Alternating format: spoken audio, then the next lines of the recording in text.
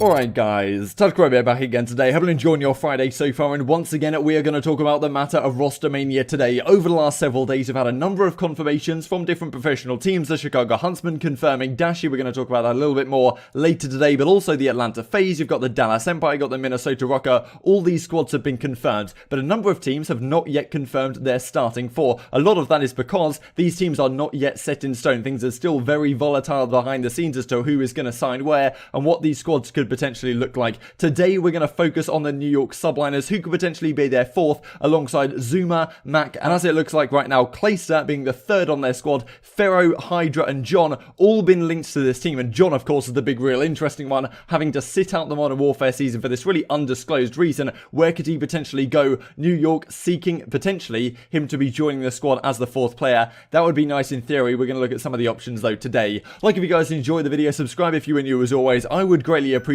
it. Couple of other rumours to go through. First of all, Zero replies to this from Cronut City Lentel. He would fit nicely on the London team. He tweets this out and he says his headspace has been pretty good. I did hear this as well, that it's possible that Zero could be on this squad alongside Shawnee, Alex and Dylan CoD. So that's the rumour as it stands right now, but maybe not entirely accurate. Clayster's been baiting all over the shop as well. He has this soon thing with the Florida at the bottom. People thought he was going to Florida. It's not going to happen. I am 99% confident that he is going to be on the New York Subliners next season, but he does tweet this out regardless. He just can't help himself with this kind of stuff. We also get this from the Courage and Nade show yesterday, where Crim and Clayster are on this one. We can see in the bottom right hand corner of the screen, is that a Subliners hat on the bottom right? And he also said in this podcast that he is signed to a professional team, just waiting for the announcement. So, well, that is certainly set in stone. I've heard that he's signed with the New York Subliners, so I imagine that's going to be where he does end up. I end up zooming in on this one, upping the contrast a little bit, just to see if this was in fact a Subliners hat. To me, it kind of doesn't exactly look like it. I mean, it's very possible that it's just the yellow ring on the outside and there's no additional blue ring, but this kind of indent right here doesn't look to me like it's part of this logo, but maybe it could be this part of the logo right here in there, but I don't know, maybe it's too big for that one. People were talking about the scuff logo, but then again, it doesn't look exactly like that either. Not exactly sure what it is. Clayster didn't come out confirming anything, but maybe this was an accidental Subliners hat in the back of Clayster, but as I say, pretty confident he's going there regardless. These were the rumours then a few days ago. New York Subliners being Zuma, Mac, Pharaoh, question mark, and Clayster on the team. Pharaoh, of course, on the Florida Mutineers last season. It seems to me that Pharaoh wanted to go to the New York Subliners, but they extended his contract on the Florida Mutineers, which means that the Subliners would have to buy out of that contract. And it's pretty rare, to be honest, that I look at the monetary perspective from a lot of these teams, but it is a big consideration, right? Because Clayster was saying the Dallas Empire extended his contract, as we can see on the website, that they extended his clause for next season so that he would be a restricted free agent, and they would have to, well, the New York Subliners would have to pay a pretty penny to get Clayster onto their squad, because they have to match like the salary and all those obligations on Clayster's extended contract. That's a good business decision, I suppose, on the side of the Dallas Empire.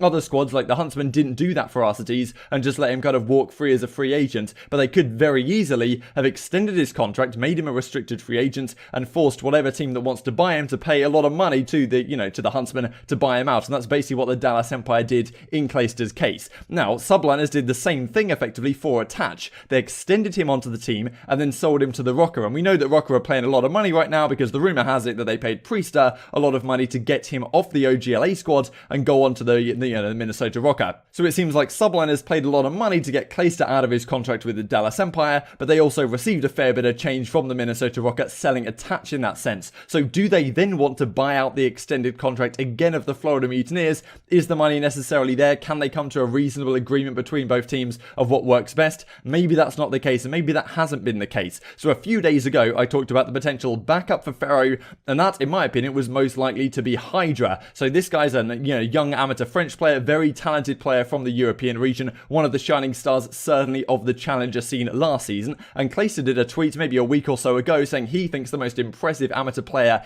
in the entire world is HyDra. Now HyDra will certainly either be on Paris or I think the New York Subliners. So if they can't get Pharaoh, which does seem to be falling through, I think HyDra would be Clayster's preferred option to be joining this squad as a fourth. HyDra can flex, he can run an SMG, he's also a great sniper, so he can do that in the search and destroy as well, really in a similar manner to Pharaoh, to be honest. So we see that kind of across the board here. Pharaoh and HyDra are very similar players in theory in terms of what they can bring to a squad. Makes sense that they would be going after HyDra. So as I have it ranked right now, I actually think that HyDra is the most likely player to join this team, but we're going to look at this article from Crone at CDL Intel that came out a couple of hours ago. John and HyDra on the New York Subliners radar, latest for the Esports. I'll leave the entire article linked down below for you guys to read. This is a snippet of it. According to multiple sources, Subliners attempted to purchase Pharaoh after Florida Mutineers extended his contract, but it looks like the two teams failed to reach an agreement, and Pharaoh will stay on the Mutineers, with Skies, Awakening, and possibly Havoc, because they haven't said anything about whether Havoc is leaving yet or making him a free agent. So given that he's staying, maybe he's going to be on the starting team, maybe he ends up as a substitute, but I imagine he'll still stay there in some capacity. So with Pharaoh likely out of the picture, he was the kind of guy we talked about, maybe 70-65% chance that Pharaoh joins that squad. They clearly can't come up to an agreement, and therefore I think HyDra is now the most likely player to be joining. However, none other than John, Call of Duty World Champion and MVP in the 2016 season, is now on the radar of the Subliners. He was also contacted by New York Subliners because of his rumoured one-year ban. We talked about this at length in the past. It's very unclear why this ban was ever the case, but it seems like he was banned for the Modern Warfare season. No one really ever talks about it, and the rumour is as to why he was banned is that, you know, just to be clear, this is a rumour. I have nothing to back this up. This is just things that have been said on Reddit and Twitter, but just sharing it for your guys, you know, to keep you guys in the loop, I suppose, and add some additional context.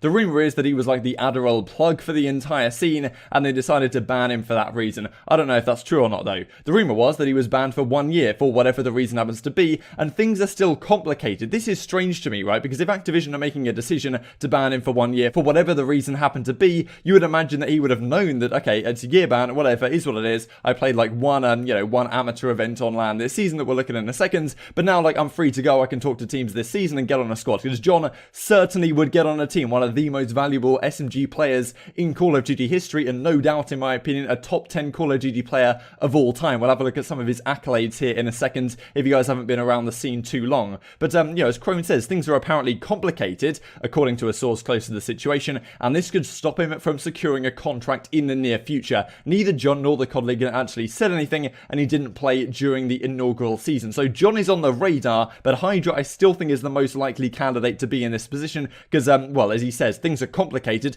We don't actually know if this ban is concluding now, whether he's going to be back in the scene. We've heard John linked to a couple of different teams, was talking to organisations, but clearly nothing is coming through, and the fact that a lot of these teams are setting in stone their rosters for next season, it makes it pretty unlikely that John is actually going to be able to land somewhere, but certainly still a possibility here for the Subliners if things somehow can get cleared up with the league or whatever was exactly going on behind the scenes. Maybe we could see John on this squad, and if you were Clayster right now, and if you were the New York Subliners, who would you prefer on this team? I imagine you do prefer John, like a tried and tested player, I suppose, that's won a Call of Duty World Championship, was the MVP at that event, been like one of the most valuable SMG players in the game over a number of different seasons, done it for like 10 plus years. Then again, he didn't play last season. You've got a guy like HyDra who did play last season, yes, in the Challenger side, but is clearly a very talented individual as well, can speak pretty good English, and is willing to learn for next season too. So just wanted to look through some of John's accolades here just to go back to his career, because it's very uncertain where he's going to land right now, if anywhere at all. We can see back in Black Ops 1, I mean, like winning championships in 2011, Modern Warfare 3, Black Ops 2, of course, when he was on a very solid squad at times, the Epsilon Esports squad,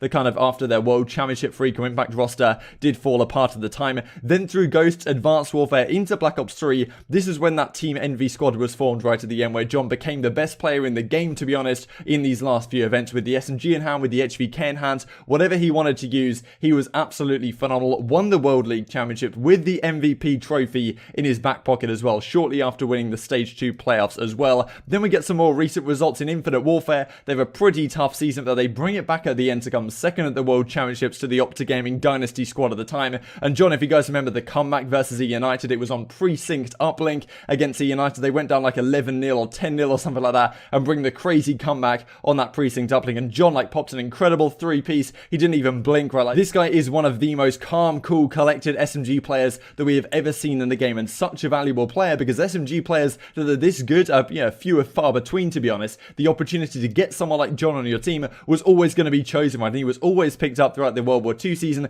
They won the Birmingham Open event, the first LAN event I ever got to attend. Then next year on the Luminosity squad, when Classic pulled out the Ramparts, they came first at Fort Worth as well. So this guy is constantly right up there at the top, constantly winning world championships, or championships in general, but he is a world champion, and a lot of players definitely give him a lot of respect straight in the professional community. So if he was allowed onto a team, I imagine he'd be snapped up almost immediately. But a number of these squads right now are finding it difficult to figure out exactly what's going on with John. And with the Pharaoh situation apparently falling through and him staying on the Florida Mutineers, maybe they couldn't find a reasonable agreement. And as I said, the money situation may have come into play, as we talked about a couple of minutes ago. Means to me, the most likely outcome here is HyDra ends up joining this squad. Clayster, I believe, is almost certain. Clayster, Zuma, Mac as the team of 3. Pharaoh, if that didn't come to a conclusion, maybe he's only like a 5% likelihood to join now, and John is still a question mark as well. I still think HyDra is most likely, but John is certainly on the radar, and if he doesn't manage to join this team, where else could John potentially go? Of course, a lot of teams are looking for SMG players,